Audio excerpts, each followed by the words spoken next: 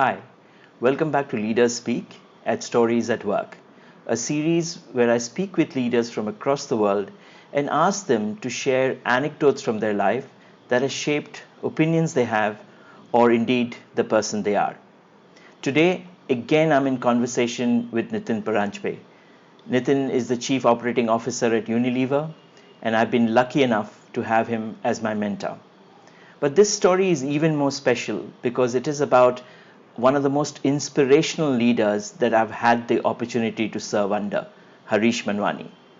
I asked Nitin to reflect back on the early days at Unilever and see if he could share with us any episode that has left a very deep impression on him.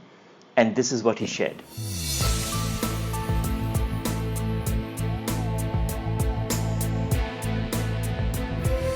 Very accidental and very short interactions with senior leaders when I was a junior manager.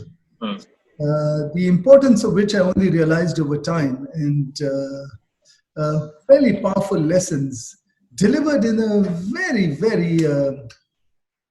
so it wasn't this formal mentoring, say, come sit down and I want to coach you, but powerful impact, and has had a huge impact on me.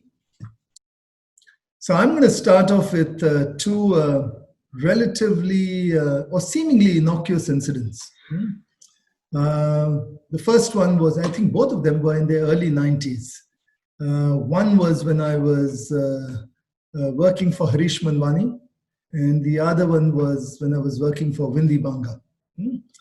And I remember the story when I was working with Harish. I'd sent him some proposal.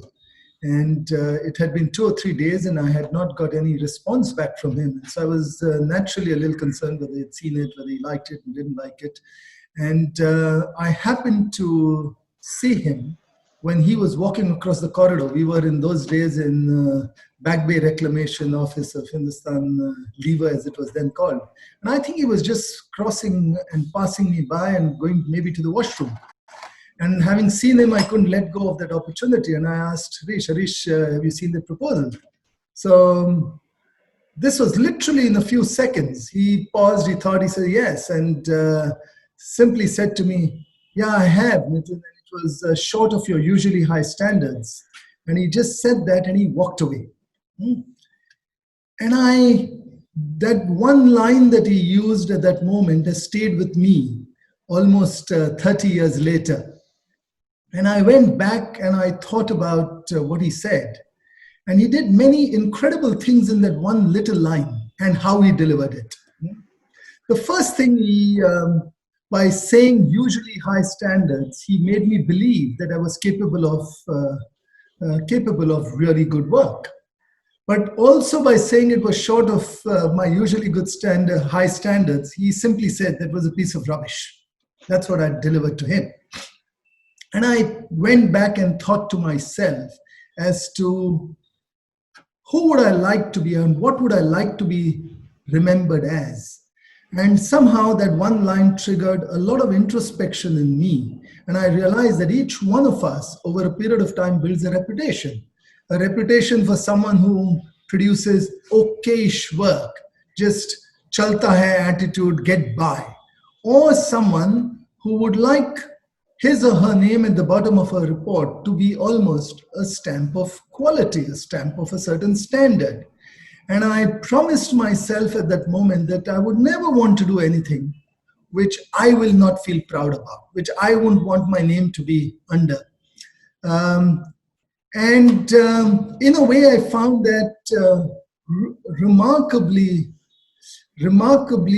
empowering and liberating, because till then I used to often hear things, oh, you have to be the best in the world and you have to be the best in everything. And I said, frankly, being best in the world is not up to me. It's up to how good other people are. But there is one thing up to me, which no one in the world can take away from me. It's not up to anyone else. It is simply that I can be the best that I am, the capacity that I have. And in that little moment, in that one line, he made me think a lot and shaped my attitude to a lot of what I've done after that. So 30 years later, I remember that incident and Harish is saying. And I think it's not just the words, I also think the way he did it and he walked away.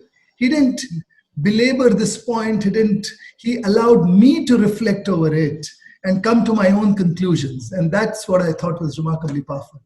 There were 2 or 3 messages. I think um, absolutely the first point that I don't think belaboring a certain message works very much, because it is quite likely that many leaders have said many other powerful things which didn't resonate with me. I might have forgotten, but someone else might have picked up.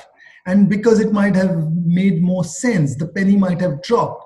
So, as a leader, sometimes you have to have the ability to find a crisp, nice, sharp way, but also land it in a way which doesn't generate defensiveness, doesn't generate insecurity, and allow for a little bit of time for the person to reflect on what it said. If you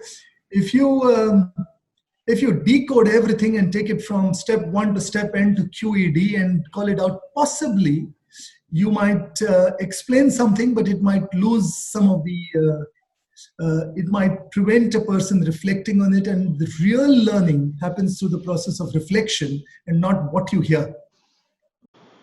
What a wonderful story. Now, there are several messages in this story. One, of course, is that mentoring is not about always, scheduling a session, sitting down with a mentee and, mentoring away. It is about finding the right opportunity to pass a message that can stay with someone. Mentoring can happen anywhere. The second message is that when you're talking to intelligent people, then it is not about hammering a message home. Sometimes it is about being brief and clear and not prescriptive, and leaving it to that individual to sort of ruminate on that message, reflect on that message, digest that message, and come to their own conclusion. Real learning happens through a process of reflection, not through a process of being prescribed something. What powerful messages. Now you'll agree that Nitin could have just given us these messages. We would have nodded it and said that this is really important, and then we would have promptly forgotten. But now that we've heard it through a story, we're going to remember it for far longer, and that is the power of stories. I hope you liked that story, and if you did, do go over to our YouTube channel. We have multiple more stories, 2 playlists. One is the Leaders Speak playlist, where we have leaders like Nitin sharing stories from their life.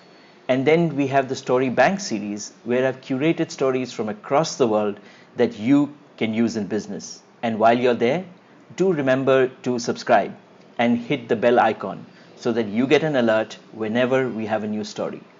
Thanks for watching. See you next week.